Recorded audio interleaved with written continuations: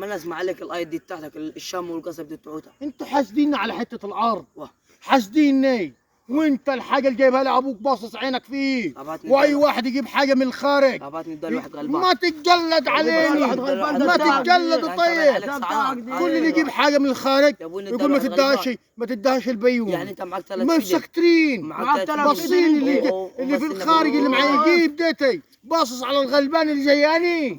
يا عم روح توكل على الله، يا عم روح بس صلي على النبي. طيب صلي على النبي. ابوك جابها لي، ابوك جابها لي.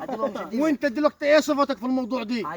طب ايه صفتك؟ بس اديبها مش اديبي. يا لا حول الله يا رب. ما تتجلط. طيب كل اللي يجيب حاجه من الخارج، كل اللي يجيب حاجه من الخارج يقول ايه؟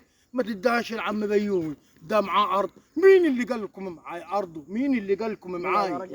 وانتوا واحد باعت هديه لواحد باصين له فيه. اي واحد باصص واحد تاني يعايره بالهديه اللي جايبها، يعايره يقول له هات الهديه اللي جابها لك ابوي، هات مش عارف ايه اللي جابوه لك ابوي، هات قسط العطر اللي جابوه لك ابوي، هات الشبشب اللي جابوه لك ابوي. مال اللي في الخارج جيتي واخد بالك؟ ما يعني ما ربنا فارق عليه والبلد ناعم عليه، ده بس هي هديه ما تتجاب للواحد. ما تتجلدوا. طيب او يا عمي استنى دقيقه عاد.